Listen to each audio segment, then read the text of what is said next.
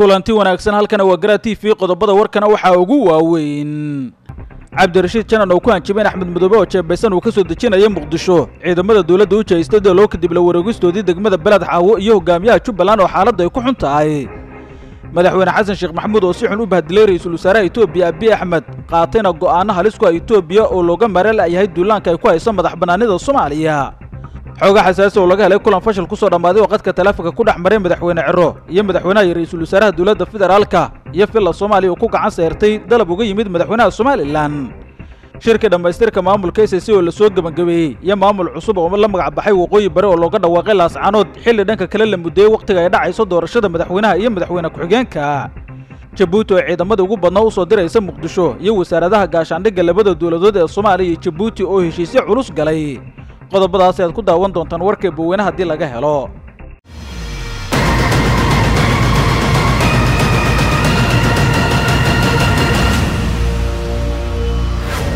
mar kale kulanti wanaagsan qodobadaas aad daawateen oo faahfaahsanayaan idiin soo gudbin doonaa seesho waraan daawada waxaan ku xasuusinayaa in hadii lagu joogo waqtiga salaada soo gudatay waajibaadka Alle dibna ugu soo laabato daawashada muuqaalka ma u baahan tahay barashada Quraanka Kariimka iyo culumtiisa ku soo biir macadka Al-Amal Islamic Online معهد كدراسات كو بixinaya waxa kamida barashada Quraanka Kariimka iyo axaadiista barashada hikaada iyo qoraalka barashada ducooyinka barashada siirada iyo dhaqanka islaamka iyo barashada luqadaha Carabiga Soomaaliga iyo Ingiliishka wixii faahfaahin taasi dheer la xiriir lambarada shaashada kaaga muuqda aynu ku bilownaa Cabdirashiid Janan ayaa ku hanjabay in hogaamiyaha dawlad goboleedka Jubbaland Axmed Islaam Axmed Madoobe oo jeebaysan uu ka soo dejinaya magaalada Muqdisho ee caasimadda waddanka kadib la wareegistiisii degmada Balad Xaawo ee gobolka Gedo waxaana wacd uu ku maray inuu qaadi doono tillaabooyin kale oo gabi ahaanba gobolka Gedo iyo deegaanada Jubbaland oo dhan looga faramuroojinayo ciidamada daacad u ah Axmed Islaam Axmed Madoobe Cabdirashiid Janan oo muuqaal uu soo duubay lagu baahiyay baraha bulshada waxa dhanka kale baaq uu diray odayaasha dhaqanka waxgaradka degmada Balad Xaawo sidoo kale shacabka ka barakacay degmadaas muddadii dagaaladu ay ka socdeen ayuu ugu baaqay in guryahooda ay ku soo laabtaan isagoo tilmaamay laga dul qaaday culayskii ciidamada Axmed Islaam Axmed Madoobe oo dhibaato badan uu sheegay in shacabka degmada Balad Xaawo ay kala kulmeen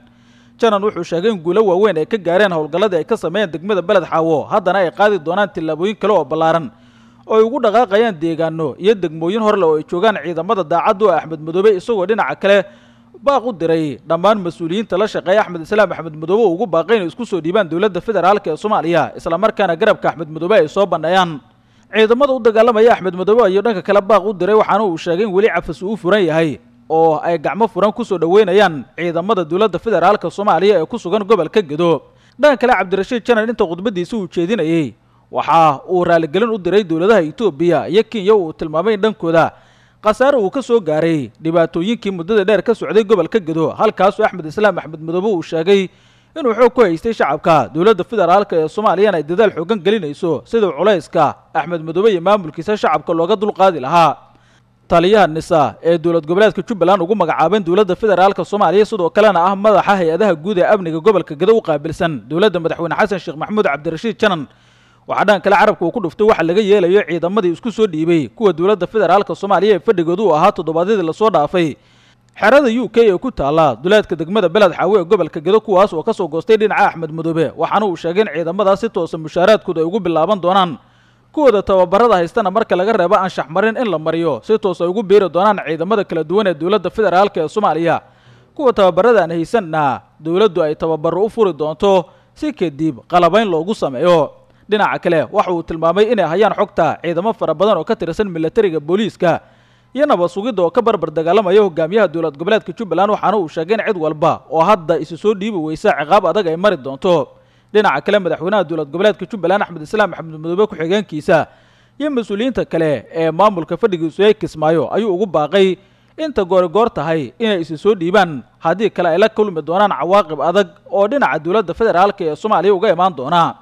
dhan kale waxa soo baxay xoga tilmaamaya in ciidamada dawladda federaalka ee ku sugnaa Balad Xaawo oo aad loogu daabulayay maalmihii la soo dhaafay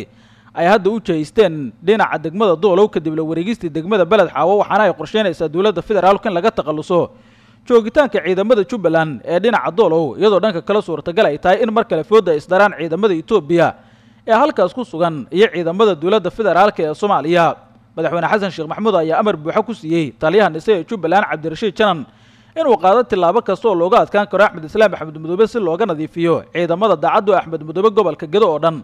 halkaas oo dawladda federaalku ay rabteen u darto mas'uuliyiin sarsare oo ka mid ah ra'iisul wasaaraha Jamhuuriyadda Federaalka Soomaaliya kadibna laga abaabulo doorasho halkaas laga qabanayo si loo dhiso maamul dawladda ay aqoonsan tahay oo looga maarmo dhammaan danaha siyaasadeed ee Jubbaland dawladda ay ka leedahay in laga fushado sida doorashada qof iyo codka ay dawladda ay rabto in Jubbaland qaybo ka mid ah laga qabtana halkaas la dhigo kuraasta xildhibaanada iyo mas'uuliyiinta kale ee dhinaca dawlad goboleedka Jubbaland ka imaanaya dawladdu waxa marar badan ay ku dhawaaqday inuusan sharci ahayn maamulka Axmed Madoobe uu hogaamiyo isla markaana ku sameeyaal ay ka jiraan dhinaca dawlad goboleedka Jubbaland iyaguna hadda ay baadiyoobeen maadaama dhinaca Axmed Madoobe ay la safteen waxaana cid walba oo garab u ah maamulka Axmed Islaam Axmed Madoobe dawladda ay ugu baaqday inay faraha ka laabtaan aysan ku dhicin ciqabaadka adag ee qaadayso dawladda federaalka ee Soomaaliya si kastaba waxa ay lagu wada hayaa xaaladda guud ee gobolka Gedo iyo tilaabada xigta ay qaadi doonaan ciidamada dawladdu iyadoo dhanka kale cabsi xoogan laga muujinayo in ciidamada Jubbaland ay ku sugan degmooyinka kale ee gobolkaas ay qaadaan weeraro culus oo looga hortagayo ciidamada dawladda federaalka ee Soomaaliya qaar ka mid ah dadka sida dhow ula socda xaaladda degmada Balad Xaawo ee dagaaladii maalmihii la soo dhaafay ka socday waxa ay sheegeen in si weyn Axmed Madoobe ay u dhabar jabiyeen xubnihii mas'uuliyiinta ahaa ee uu dirsaday magaalada Balad Xaawo ee Maxamuud Sayd Aadan qaybta uu ka ahaa maadaama ay qaadan waayeen wax go'aano ah xilligii xiisadu ay bilaabatay Cabdirashiid Janan uu tagay xerada UK-na waxa la tilmaamay in odayaasha dhaqanka iyo waxgaradka degmada Balad Xaawo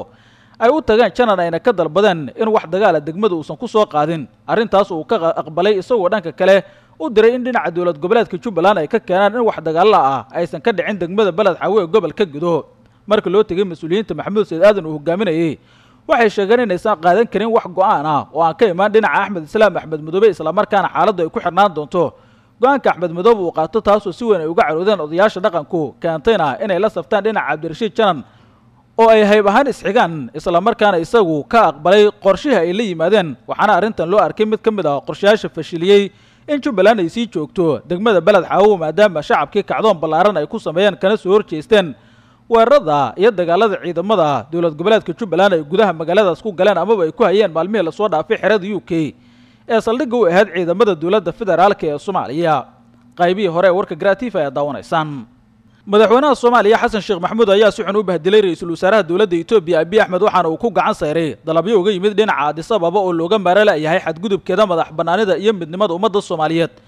iyo sidoo kale faragelinta qawan ay ku hayso arrimaha siyaasadda gudaha iyadoo tilaabooyinka ay qaaday ee gefka ku ahaa madax banaanida waddanka ay ugu dambeysay weerarkii ciidamada Itoobiya ee ku sugan Doolow ay ku qaadeen saldhiggii hay'adda nabad sugidda sirdoonka qaranka Soomaaliyeed NISA ay ku lahayd degmadaas halkaas oo ay ku laayeen ciidamo badan sidoo kalena ay ku afduubteen xubno uu ka mid yahay taliyihii NISA ee saldhiggaasi iyo mas'uuliyiin kale oo u badnaa saraakiil ciidan oo ugu dambeyntii kadib waan ay galeen odayaasha dhaqanka ee degmada Doolow laga sii daayay ciidamada dawladda Itoobiya sida la waraadi lagu kala soo yahay xaqiijinayaan ra'iisul wasaaraha dawladda Itoobiya Abiy Ahmed ayaa u gudbiyay madaxweynaha Jamhuuriyadda Federaalka Soomaaliya Xasan Sheekh Maxamuud oo ku wada sugnaayeen magaalada Addis Ababa ee caasimadda dalka Itoobiya inuu ku dhawaaqo in isbedel lagu sameeyay go'aanka dawladda federaalka Soomaaliya ay ka qaadatay arrimaha badda iyo mowqifkii Itoobiya ay ku raadinaysay dakad marinbiyood iyo saldhig ciidamadeeda badda oo ay hesho waxa qaar ka mid ah warbaahinada gobolka ay daabacayaan in kulanka arrintan sida weyn looga dooday ee madaxweyne Xasan Sheekh Maxamuud uu sida adag uga hadlay ra'iisul wasaaraha dawladda Itoobiya tilaabooyinka Addis Ababa ay qaadayso uu goobjoog ka ahaa madaxweynaha dalka Kenya William Ruto oo ahaa kulan saddex gees ah waxaana madaxweyne Xasan Sheekh Maxamuud si cad u diiday wax walba oo dalab ah oo Itoobiya u ogolaan kara in saldhig ciidamadeeda badda laga siiyo gudaha waddankeena iyo in Addis Ababa ay u fulaan qorshayaashoodu madaxweyne Xasan Sheekh Maxamuud waxa si weyn oo ra'iisul wasaaraha dawladda Itoobiya ugu eedeeyay inuu duulaan ku yahay madax banaanida iyo midnimada ummadda Soomaaliyeed isla markaana uu xagal daacinayo dadaalada dawladda federaalka Soomaaliya ay wado isagoo ku anjabay inay qaadi doonto dawladda federaalku tilaabooyin adag dhinaca kale waxa si weyn looga dooday xaaladda gobolka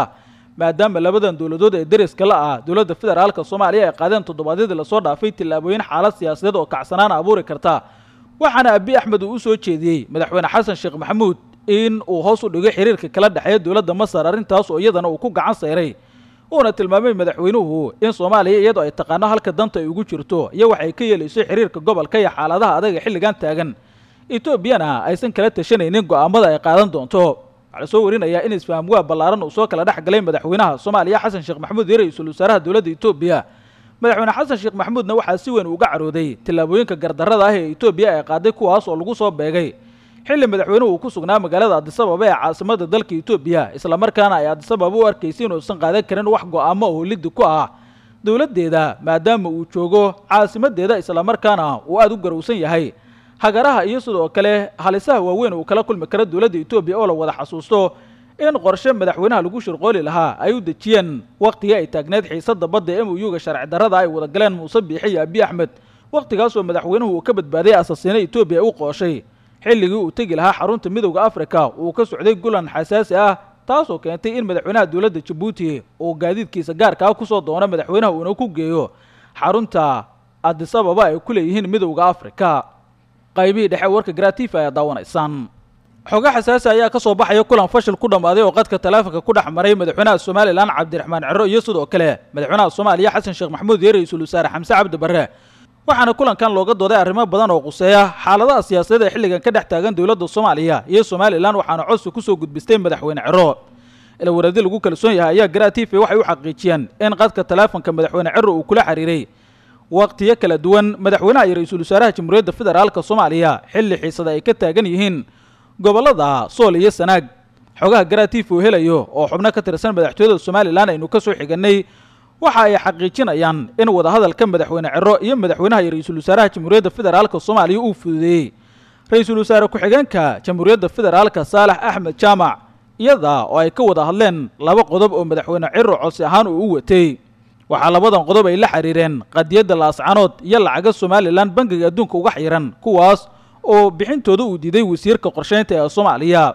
madaxweyne Ciro ayaa dhigiisa madaxweyne Xasan Sheekh Maxamuud iyo ra'iisul wasaare Xamse Cabdi Barre wuxuu ka codsaday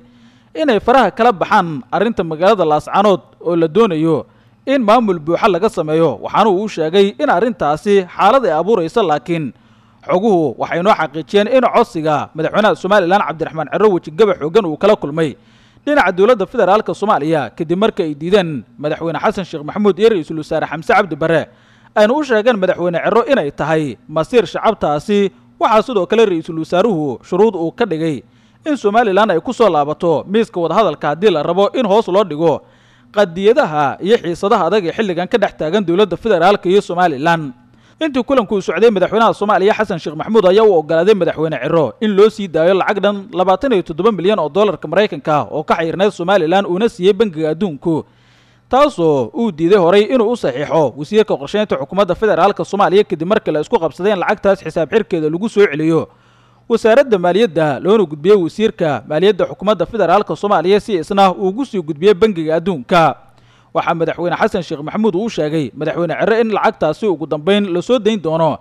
3 bisha Agoosto halka uu ka diiday in hoos loo dhigo arrinta qadiyadda SSC ama dawladda federaalka ee Soomaaliya ay dib uga laabato qorshaha maamulka dhamayska tiran ay ugu dhisayso SSC qaatumo diidmada madaxweynaha Soomaaliya Xasan Sheekh Maxamuud iyo ra'iisul wasaare Xamse Cabdi Barre ay kala horimaadeen qorshaha laascanood iyo Sool iyo Sanaag ku wajahna ee madaxweyne Ciro uu gudbiyay ayaa laga cabsi qabaa inay abuurto xiisad cusub oo mar kale ka qaraxda magaalada laascanood taasoo oo keeni karta dhibaato kale iyo in Soomaaliland mar kale ay isku hawsho duulaan culus ay ku qaado dhinaca SSC qaatumo sidoo kale la waraadi lagu kalsoon yahay ayaa inoo sheegay in dawladda federaalka Soomaaliya ay ciidamo fara badan keenayso magaalada laascanood oo hadda guulo waaweyn laga gaaray qorshaashii dawladdu ay ka waday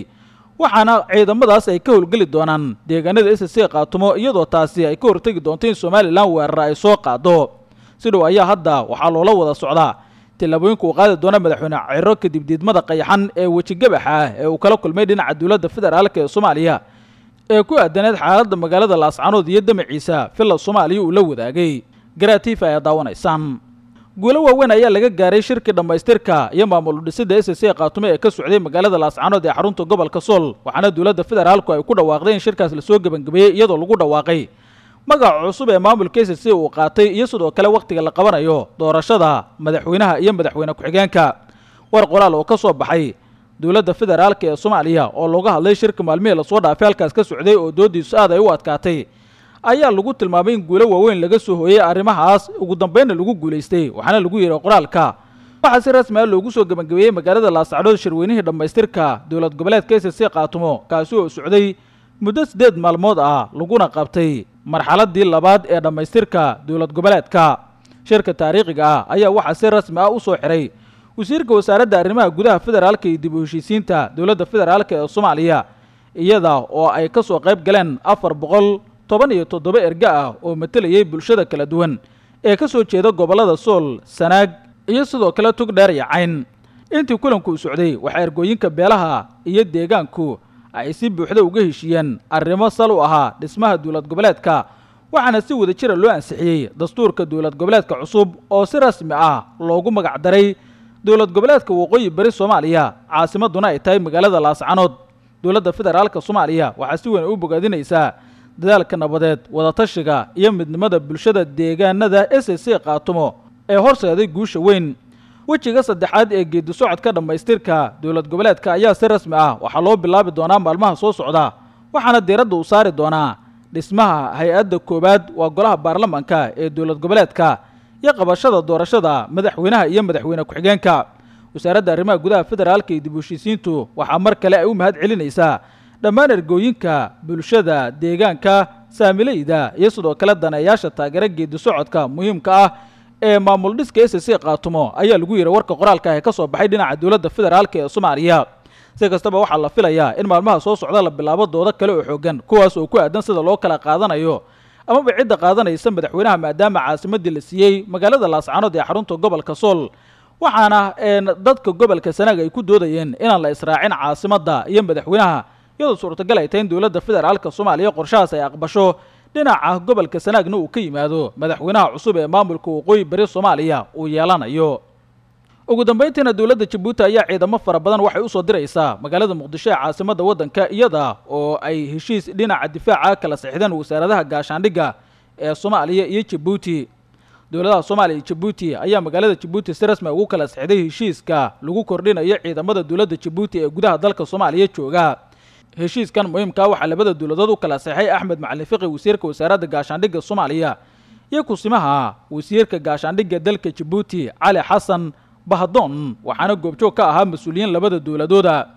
heshiiska ayaa hagaya kordhinta tirada ciidamada Djibouti ee lagu sii kordhinayo howlgalka ka socda gudaha Soomaaliya iyadoo la raacayo mabaadi'da iyo mudnaanta ay labada dhinac horay uga heshiiyeen. waxaa sidoo kale uu qeexayaa habraaca faragelinta waajibaadka labada dhinac iyo hanaanka iskaashi ee labada ciidan iyadoo lagu saleynayo ruux wada shaqayn iyo is-ixtiraam ayaa lagu yiri war-saxaafadeed kulanka ka soo baxay. si kastaba dowladda Djibouti ayaa sare u qaadaysa tirada ciidamadeeda jooga gudaha waddanka, waxaana madaxweyne xasan sheekh maxamuud uu gurmad ka dalbanaya dowlado badan oo caalamka ah oo kuwa saaxiibada dhow uu leeyahay ay ugu horeeyaan si looga adkaado kooxaha argagixisada ah loona xoojiyo awoodda ciidamada dowladda maadaama guul darooyin waaweyn ciidamada iyo kuwa dadka deegaanku ay la kulmeen toddobaadyadii lasoo dhaafay. argagixisaduna ay soo rogaal celisay oo deegaano iyo degmooyin muhiim ah dib gacanta ay ugu dhigtay. guud ahaan intaas ayaan kusoo gabagabaynayaa wararka ugu dambeeya arrimaha siyaasadda. daawad haddii tahay markii ugu horeysay ee channelka soo booqatan ugu soo bir subscribe dhow sii share garee saaxiibo baan si uu gaaro. tan iyo kulanti dambe ammaan Allah.